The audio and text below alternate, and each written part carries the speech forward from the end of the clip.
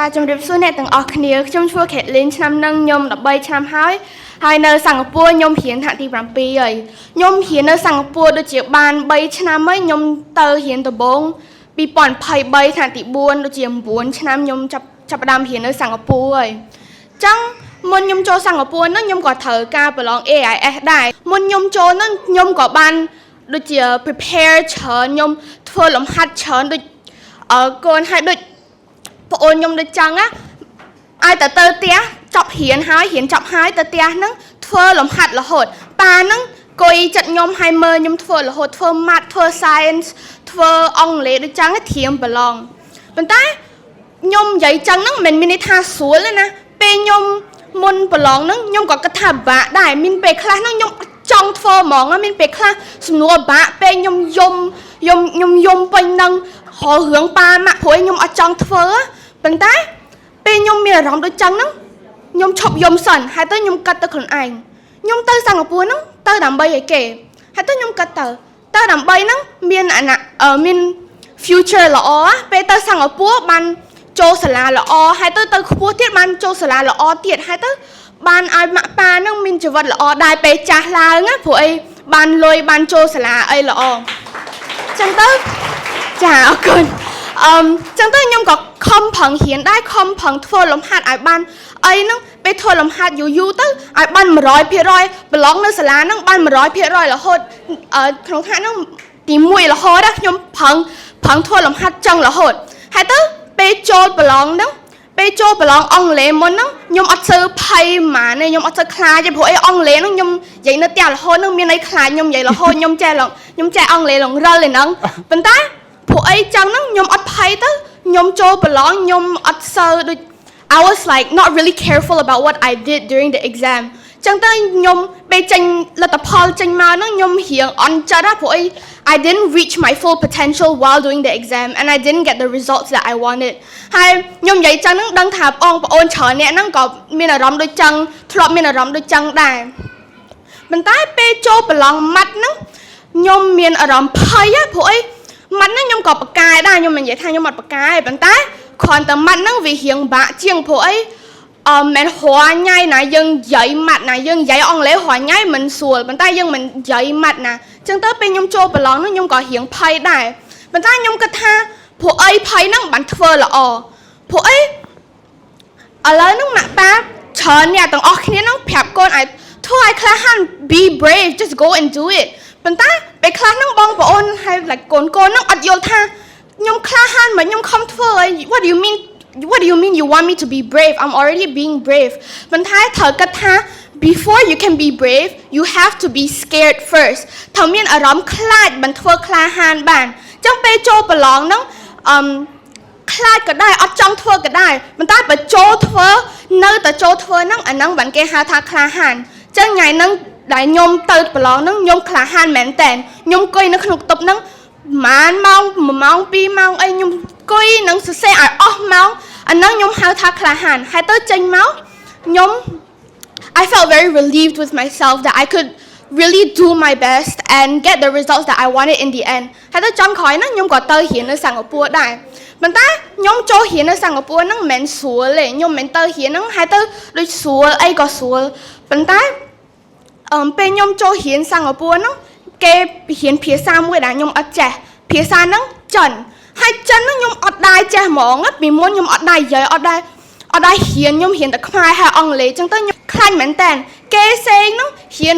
ឡងតាំងពីតូចតាំងពីថ្នាក់មកតើហើយចេះឡងច្រើនជាងខ្ញុំហើយខ្ញុំឡងខ្លាចព្រោះខ្ញុំអត់ចេះនិយាយចិនមួយពាក្យក៏អត់ចេះហ្មងខ្ញុំអានមេរៀនអីហ្នឹងខ្ញុំឡងខ្លាចខ្ញុំអត់ចេះអានណាប៉ុន្តែខ្លាចក៏ដែរខ្ញុំនៅធ្វើហើយចឹងទៅខុសក៏ដែរអានពាក្យខុសក៏ដែរអត់ចេះអានពាក្យហ្នឹងគ្រូជួយប្រាប់ What I'm saying is that if you're not brave you cannot get anywhere because for example if I wasn't brave while studying Chinese I wouldn't have been able to get into a good school at Sec 1ឥឡូវខ្ញុំចង់ប្រាប់កូនឲ្យទាំងអស់គ្នាហ្នឹង just be brave just ធ្វើឲ្យក្លាហានហ្នឹងបានលទ្ធផលល្អ Even if you don't want to go to Singapore you just want to do well in your studies you have to be brave in taking the first step in your studies first អ្នកទាំងអស់គ្នាមានដឹងអត់ ថ្នាក់ទី6ហ្នឹងក៏ត្រូវប្រឡងម្ដងទៀតចូលថ្នាក់ទី7ណាអ្នកទាំងអស់គ្នាដឹងអត់អាហ្នឹងគេហៅថា PSLE អាហ្នឹងត្រូវប្រឡងដូច AIS ម្ដងទៀតណាអាហ្នឹងប្រឡងអង់គ្លេសផងម៉ាត់វិទ្យាសាស្ត្រហើយចិនទៀតណាThe 3 subjects that I'm good in are math, science, and English. So I wasn't very worried about that. I was really like bad at Chinese. I wouldn't say I'm good at it. I was kind of bad at Chinese. So when I was going for the exam that would decide the fate of my entire future, I was really scared. But again, I stayed brave, I stayed strong, and I kept going, okay? The day that they gave us back the results, I got the best results in the entire school. That's the result of being brave, okay? ចាចឹងឥឡូវហ្នឹងខ្ញុំចង់និយាយថា everything you do the first thing that needs to come is your bravery ឥឡូវខ្ញុំចូលរៀនសាលាល្បីសាលាល្អណាព្រោះអីខ្ញុំក្លាហានប៉ុន្តែកូនអ្នកទាំងអស់គ្នាអាចនឹងគិតថាប៉ុន្តែខ្ញុំធ្វើក្លាហានមិនបើខ្ញុំអត់ដឹងត្រូវធ្វើអីខ្ញុំអត់ដឹងមានអីត្រូវក្លាហានហ្នឹងដូចប៉ាខ្ញុំនិយាយមិញហ្នឹង you need to aim high you need to have your goals and you need to know what you want that is where the bravery starts when you have a goal in mind then you know what you want and you're brave enough to actually step out and try to get what you want when you have your own goals you will also start to build discipline because you want it so much that you will keep trying to do it over and over again ដូចពេលខ្ញុំប្រឡង AIS ហ្នឹងខ្ញុំក៏រៀងដូច discipline ដែរព្រោះអីខ្ញុំក៏ចង់រៀននៅសិង្ហបុរីអញ្ចឹងខ្ញុំហត់ក៏ដែររៀននៅសាលាលំហត់ហើយទៅមកផ្ទះនៅធ្វើលំហាត់ក៏ដែរខ្ញុំនៅធ្វើព្រោះអី I have discipline and I have the desire to want to go to Singapore and to do well in whatever I do អញ្ចឹងចាអញ្ចឹងឥឡូវហ្នឹងខ្ញុំក៏ចង់និយាយថាកូនអ្នកទាំងអស់គ្នាdetermine your own goals whether or not it's small or it's like really big as long as you have your own goals you'll slowly start building up your discipline and when you do have discipline then you will have the bravery to go out and try something okay so what I'm really saying what I'm just saying in this my entire speech is that the 3 points you will always need in life is to have your own goals discipline and most importantly bravery without these 3 things you will never succeed in life so that is the entire thing this is the things that I'm telling you today okay so ឥឡូវបងប្អូនអ្នកទាំងអស់គ្នាបិទភ្នែកគាត់ទៅឥឡូវខ្ញុំមានចំណុចណាអត់មានប្រហែលខ្ញុំអត់សូវក្លាហានឬក៏ខ្ញុំអត់មាន goals អីដែលត្រូវ work towards ណាអូខេឲ្យបិទភ្នែកសិនទៅហើយទៅគិតមួយផ្លែទៅម៉ាក់ប៉ាក៏គិតមួយផ្លែដែរសិនទៅចាបិទភ្នែកទៅបិទភ្នែកឲ្យគាត់ទៅokay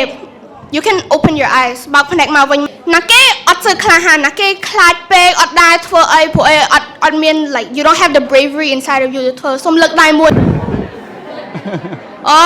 អូខេប៉ុន្តែឥឡូវហ្នឹងខ្ញុំឃើញតែដៃបន្តិចប៉ុន្តែខ្ញុំគិតថាព្រោះអី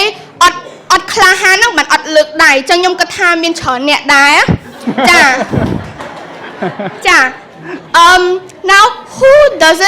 who is not really disciplined like ណាគេអត់សូវធ្វើអីបន្តិចហ្នឹងឈប់ធ្វើអីបន្តិចហ្នឹងឈប់អត់ព្រម like you don't have the perseverance in you សុំលើកដៃមួយចាអញ្ចឹងឥឡូវហ្នឹងខ្ញុំឃើញភាគច្រើនហ្នឹងគឺជាកូនក្មេងអាយុតូចចាដូចប្អូនខ្ញុំចឹងដែរហ្នឹងអត់សូវមាន discipline ពេលខ្លះហ្នឹងធ្វើអីបន្តិចឈប់ធ្វើធ្វើអីបន្តិចឈប់ធ្វើប៉ុន្តែដូចខ្ញុំនិយាយមិញហ្នឹងឲ្យតែមាន goal របស់ខ្លួនឯងហ្នឹងដឹងតែខំហើយខំប្រឹងធ្វើហ្នឹងដឹងតែ slowly you will build up your discipline ចាអញ្ចឹងឥឡូវខ្ញុំដូចជាមានតែប៉ុណ្្នឹងទេឲ្យអ្នកទាំងអស់គ្នាគិតពីហ្នឹងទៅ pretty into the speech then you can think about what I've said and yeah in your life just try to apply it and use it in whatever it is whether it's in school or even outside like បានម៉ាក់នឹងធ្វើការហ្នឹងក៏ប្រើ these 3 values ក៏បានដែរចាអរគុណអ្នកទាំងអស់គ្នា